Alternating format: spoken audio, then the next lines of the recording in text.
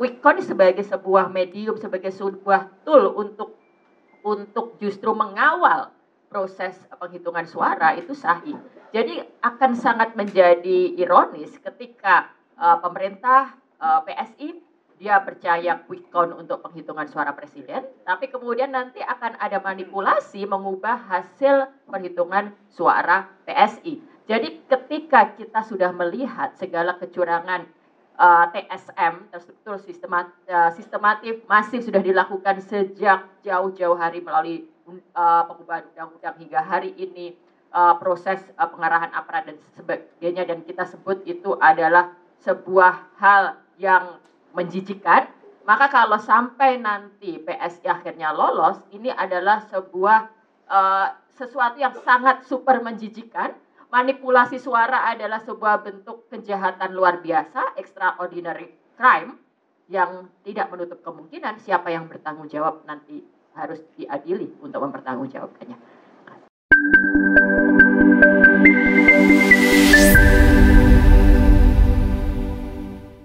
OM Institute dan Omong-Omong Media ini adalah lembaga yang berfokus pada produksi pengetahuan, dan kegiatan pemantauan pemilu ini adalah bagian dari riset kami.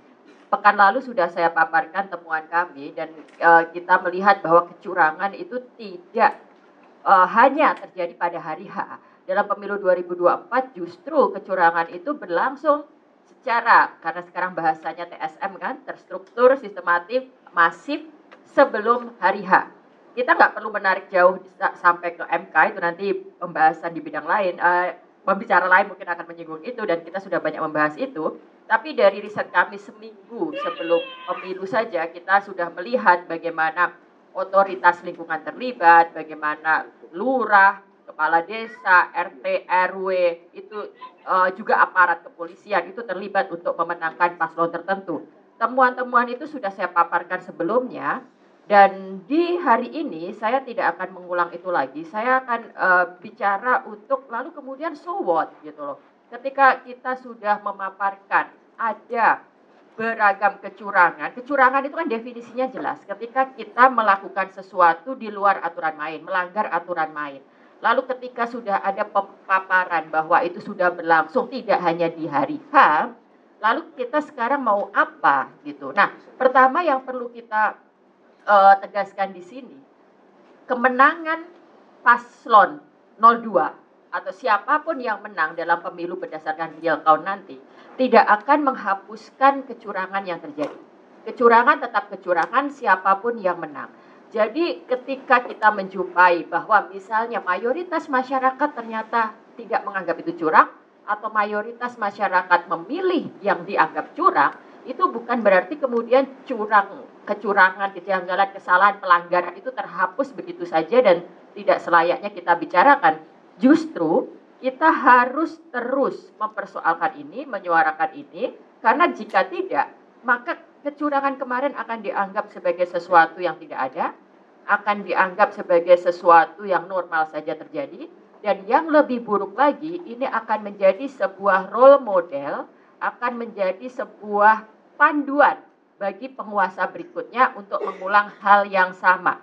Jadi cara-cara sistematis yang dilakukan oleh pemerintah hari ini, oleh Pak Jokowi, mulai dari bagaimana upaya menganulir sebuah undang-undang, bagaimana melakukan langkah-langkah yang legal secara hukum, tapi sesungguhnya salah secara etika, dan sebenarnya juga dipertanyakan legitimasinya, bisa jadi akan diulang kalau kita membiarkan hal ini berlangsung begitu saja, lalu presiden dan wakil presiden akan dilantik seperti seolah-olah tidak ada apa-apanya. Ya, lalu yang kemudian yang harus kita pikirkan, langkah pendek dan langkah panjang. Ketika kita bicara langkah pendek untuk merespon ini apa? Saat ini kita tahu bahwa beberapa politisi sudah mulai menyuarakan hak angket atau nanti interpelasi. Dua-duanya bagi saya adalah sebuah langkah sah yang sesuai, yang seharusnya memang ditempuh dalam sistem politik kita.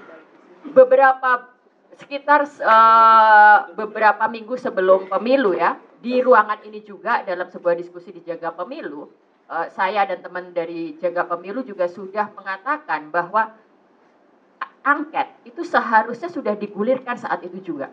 Walaupun itu butuh waktu, walaupun itu nanti akan melampaui pencoblosan di hari H, tidak masalah. Seharusnya itu sudah dilakukan sebelum pemilu, karena itu juga akan mengirimkan pesan bahwa ada yang salah dalam proses pemilu kita. Dan itu juga bisa menghalau orang-orang yang melakukan kecurangan untuk menang. Tapi kan sayangnya tidak dilakukan sebelum pemilu. Jika sekarang kemudian inisiatif itu diambil, maka kita dari masyarakat sipil akan sangat mendukung itu. Kita tidak melihat apakah itu akan berhasil atau apakah real politiknya yang menginisiasi akan kalah dengan yang tidak setuju itu hal lain. Tapi kita bulat mendukung bahwa hak angket atau hak interpelasi memang harus dilaksanakan oleh DPR. Justru kalau itu tidak diambil, maka kita perlu mempertanyakan fungsi DPR sebagai lembaga yang seharusnya punya hak untuk melakukan itu. Lalu yang kedua, langkah jangka pendek kita. Ini nanti teman-teman juga bisa memberikan pandangan yang berbeda. Jika kemudian nanti teman-teman mahasiswa misalnya memutuskan untuk turun ke jalan dalam upaya untuk mengingatkan bahwa ini loh ada kecurangan. Saya berpendapat bahwa itu juga sebuah mekanisme yang sah dilakukan dalam sistem demokrasi kita. Jadi mahasiswa sedang menggunakan haknya untuk bersuara ketika merasa bahwa saluran-saluran formal, saluran-saluran lewat institusi-institusi itu tidak bisa lagi ditembus. Jadi ketika itu nanti terjadi, yang kita harapkan adalah negara harus menjamin hak itu, tidak ada kekerasan, tidak ada penyalahgunaan senjata oleh aparat. Lalu yang ketiga, soal upaya jangka panjang merespon ini semua adalah pendidikan politik. Dan di sini jelas merespon apa yang terjadi kemarin, kita sangat mendesak butuh strategi baru dalam upaya pendidikan politik untuk masyarakat.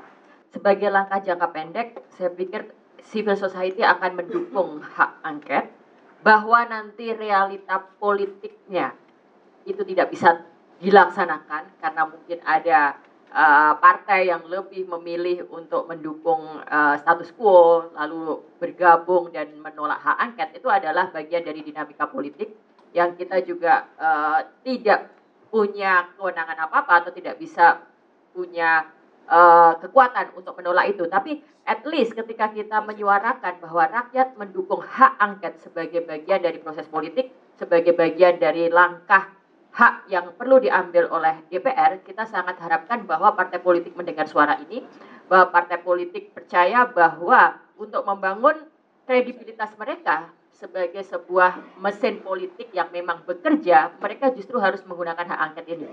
Jadi di sini hak angket tidak hanya sekedar bertujuan untuk mengamankan atau untuk menyelesaikan masalah pemilu dan segala kecurangan yang telah berlangsung sistematis, tapi lebih untuk langkah ke depan Indonesia.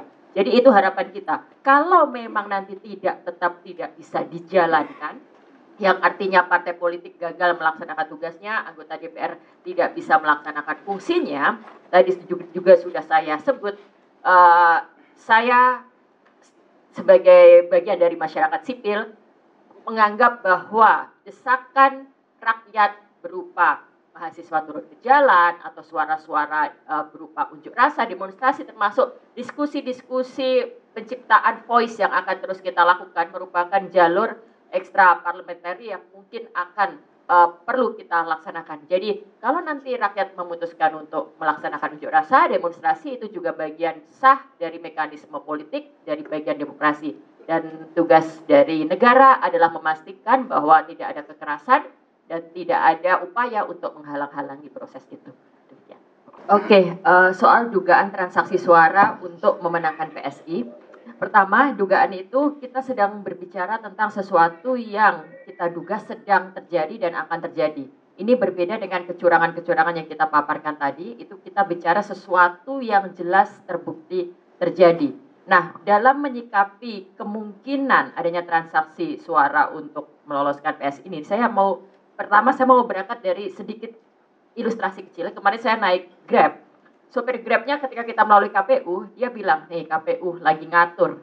Ngatur apa? Ternyata ngatur untuk meloloskan PSI.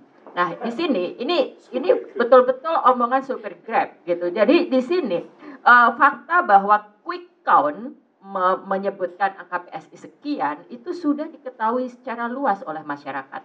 Jadi saya orang yang percaya sains, saya percaya quick count. Jadi kita duduk di sini, kita tidak lagi berbicara siapa yang menang pemilu gitu. Quick count sebagai sebuah medium, sebagai sebuah tool untuk justru mengawal proses penghitungan suara itu sahih. Jadi akan sangat menjadi ironis ketika pemerintah PSI dia percaya quick count untuk penghitungan suara presiden, tapi kemudian nanti akan ada manipulasi mengubah hasil perhitungan suara PSI. Jadi ketika kita sudah melihat segala kecurangan TSM, terstruktur sistematif masih sudah dilakukan sejak jauh-jauh hari melalui pengubahan undang-undang hingga hari ini, proses pengarahan aparat dan sebagainya, dan kita sebut itu adalah sebuah hal yang menjijikan. Maka kalau sampai nanti PSI akhirnya lolos, ini adalah sebuah sesuatu yang sangat super menjijikan. Manipulasi suara adalah sebuah bentuk kejahatan luar biasa, extraordinary crime, yang tidak menutup kemungkinan siapa yang bertanggung jawab nanti harus diadili untuk mempertanggungjawabkannya.